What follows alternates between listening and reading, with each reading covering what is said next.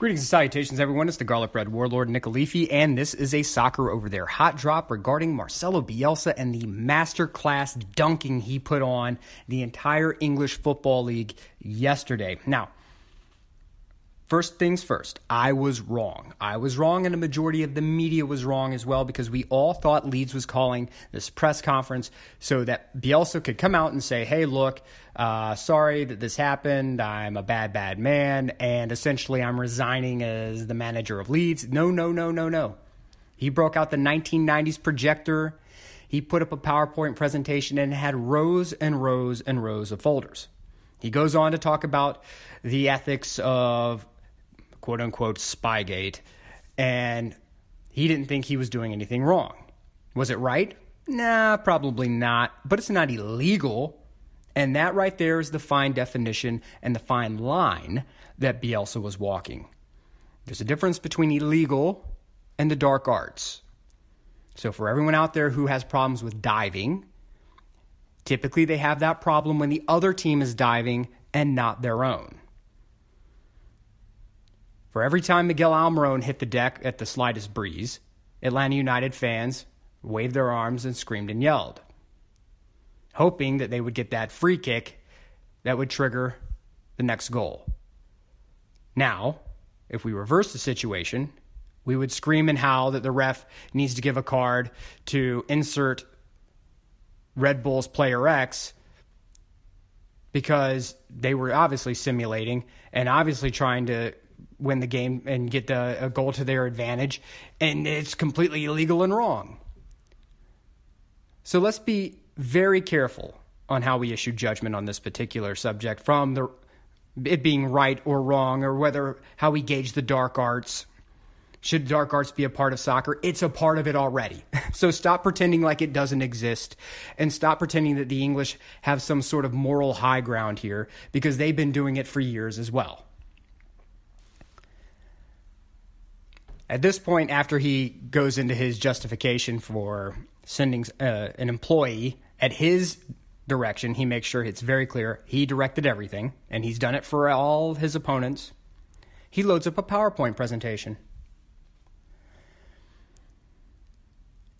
of each opponent. We watched all of the games from the 2017-2018 season. That's 51 games for all of you out there listening. We watched them. The analysis of each game takes 4 hours of work. Now, keep in mind, this is for one opponent. 360 hours of research, 4 hours of analysis on each game. That's an insane level of preparation. Why do we do that? Because we think this is professional behavior. I'm quoting Bielsa here. We try not to be ignorant of the competition we play in. Tell me any game. Point to any game. At this point, Bielsa's gesturing to the journalists. 19, says one journalist. This is the analysis of that game, both starting teams. All the data of the game, taking into account the tactical scheme of the opponent. Would you like to see another game? Number 12, Man United versus Derby, says another. I'm trying to convince you what I said is true. This is the same analysis. We watch the players in the 51 games, those who are still playing for Derby County. The other thing we do is point out the chances to score, half chances to score, which team dominates every 5 minutes. That's why it takes 4 hours to analyze each game. This is not useful. Those are Bielsa's words, not mine. It doesn't put you in better conditions to win the game, but the way to respect the way football receives you is to make the effort to know the players and the teams. I can't speak English, but I can speak about the 24 teams in the championship. The only goal of this is to see what the positions of the players still in Derby from last year. Now keep in mind, Bielsa saying all of this in Spanish is being translated. So it is what it is. We also do video analysis where we register the goals, the chances, and that's why it takes 4 hours to analyze the games. It's a process, a way to get to know the opponent. He goes into further detail. Let's talk about the analysis that Derby played this season.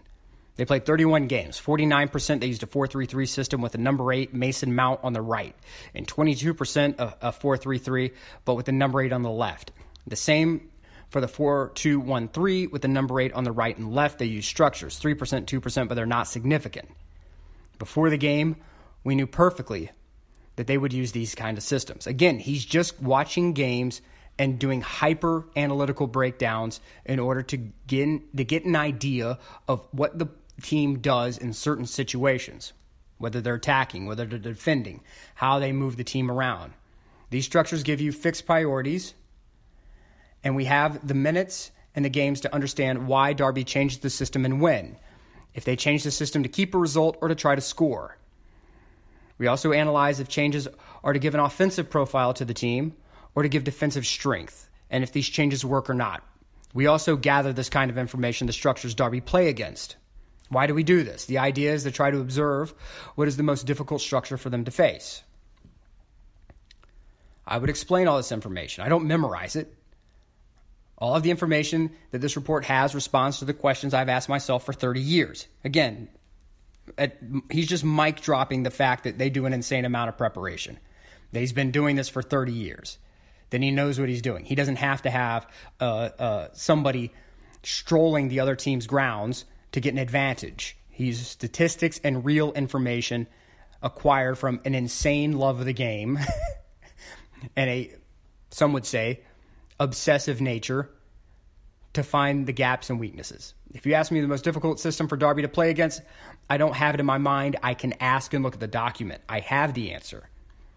We gather all of this information from the 31 games. And he put up PowerPoint presentations of players and their roles in the tactical formations, and it's a full and complete total breakdown of Derby. Frank Lampard had his playbook exposed to the world. So if you come at the king, you best not miss. Back to Bielsa. Give me a number, please. I'm doing this because I consider you don't believe me. I want to give you factual elements to convince you I'm telling the truth. Give me a number and I'll carry one. Number 27 versus Bristol City. This is the tactical analysis. Look at the document. Have a look. The analysis of chances, goals, domination. We see each segment of 5 minutes who dominates and if they create chances. Now let's look at the video of the game. We know that what the player will do when he raises both his hands. I know that, and so do all the championship head coaches. In the same game, in order to make our players understand it, we put the name of each player. A player cannot watch more than 10 or 15 minutes. If you don't help a player with the rival's name, you cannot analyze each player. Bielsa then loads a video.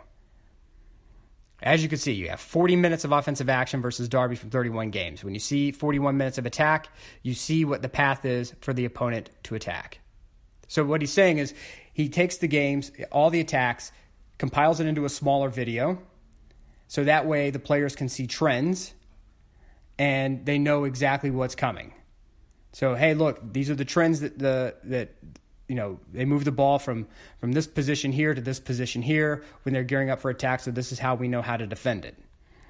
And whenever they're moving to an attack position, player X will move from here to here. If they're trying to hold a result, player X will move from here to here. But we also make 7 to 8 minutes videos showing defensive weaknesses as well. The goal of this analysis is to allow our players to have an idea of the opponent in 15 minutes. We know Derby for 90% of the game uses 4 systems. So again, remember, 90% they use 4 systems. Here we have a table where we see each of these 4 systems. We see who plays in the 4-3-3. In red, we have the usual starters, and the second players are the subs, and the third and the fourth players play less. If you want to have a synthesis of 31 games at Derby, we have them in the document. For the 5th system, so keep in mind, 90% they use 4 systems. He even has a document on the 5th system, which they use only 10% of the time. This is another way to see the same information on this document. Changes it. Now let's look at the tactical analysis. These are the players who play in different positions. These are the 4 basic systems.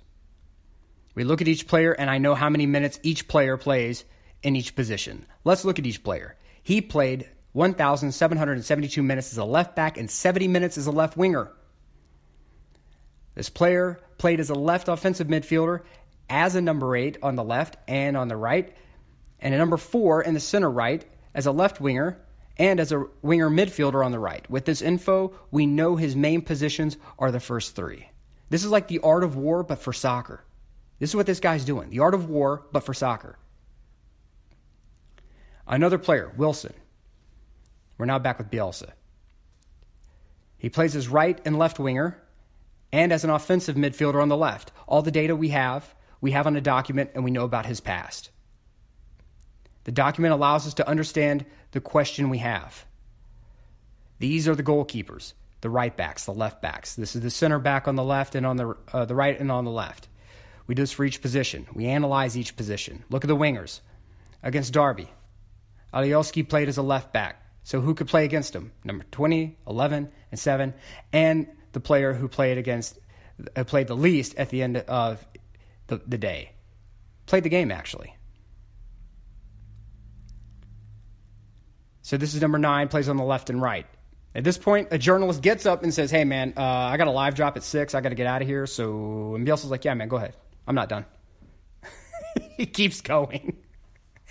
To sum up, these are the players, and we have the position they played. These are the players that were at Derby last year, the left-footed players, and it's easier to just focus on the left. We gather information for the systems. We analyze to see which player goes in which system. I don't need to watch a training session to know where they play. So why do I go? Because it's not forbidden. I didn't know it would create such a reaction. And even though going and watching an opponent is not useful, it allows me to keep my anxiety low. And that's where we get the cup drop like in The Usual Suspects. What you're seeing from Bielsa is an obsessive nature that has allowed him to become one of the greatest coaches in the history of the game, but it also comes at a price, and that is insane levels of anxiety. So essentially he creates mountains of information, and then he has to double verify it. So what does he do? He sends one of his guys, look, go to the training ground, verify that what we're seeing is legit. Guy comes back, yeah, Marcelo, it's legit. Okay, good, thanks. Did it really serve any purpose? No. But it allows them to keep the anxiety low and know that their data collection capabilities are legitimate, and it allows them to feel comfortable with their level of preparation. Back to Bielsa. I'm going to tell you a story. When I was at Bilbao, we played the final against Barcelona, who won 3-0. They were generous with us because after the third goal, they stopped playing. I was sad to lose this game. When the game finished, I sent to Guardiola this analysis as a gift, expressing my admiration for him. He speaks of Guardiola. He told me, you know more about Barcelona than me. But it was useless because they scored 3 goals against us. I do this to feel well. I see that this information does not allow you to win games. So essentially he's saying, look, this level of preparation is great and it's fine and it's awesome, but it doesn't guarantee a result. So the sporting element of the game that Lampard brought into question, say, okay, well, what he's doing is bringing into doubt the sporting nature of the game. That's out the window. Preparation only is half the battle you have to execute. Back to Bielsa. Half of the goals we conceded are from set pieces. If the spying were effective, we would have found a solution on this subject. It was not useful at all for us. We have the analysis for all teams. Point to rows of folders. This is this season, this is last season, this is the friendlies, when we went to watch the opponent. What I want to tell you is I want to be judged for my intentions, not the information I gather. In my eyes, I feel I'm innocent. I don't feel I'm trying to get a moral advantage. I feel I've done something not forbidden. I don't have bad intentions. Is this right? No, I don't say that. But we have to analyze the behaviors, taking into account the intentions of each person behaving this way. The other thing we're going to see is what we do for analysis to analyze the strategic play of the opponent. So a coach steps up, chirp, chirp, chirp, chirp, chirp, chirp, talking about horizontal free kicks, everything else, blah, blah, blah, blah, blah.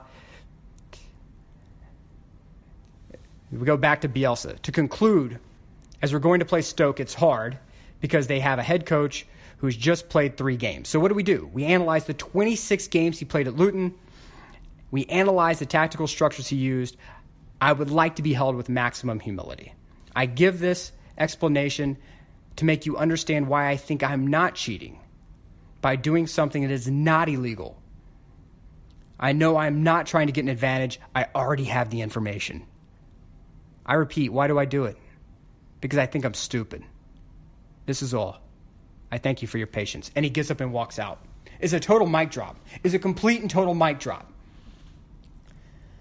Sky Sports said it was a masterclass of tactical preparation. On Twitter, I went through and I didn't just look at what the pundits were saying, but I also wanted to go and poll other coaches. And I just took an informal poll. And coach after coach after coach said, wow, I thought I was prepared going in against an opponent. Not even close. Another coach said, I didn't realize that there were this kind of levels to the game.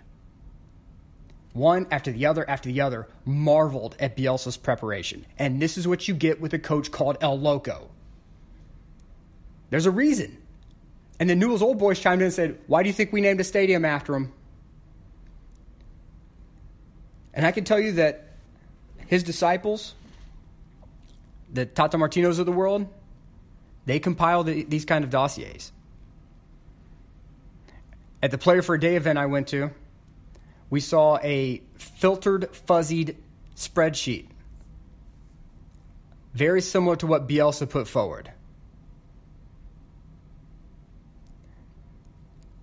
That, friends, that is how you win games. There's a reason why Belichick has the rings that he has.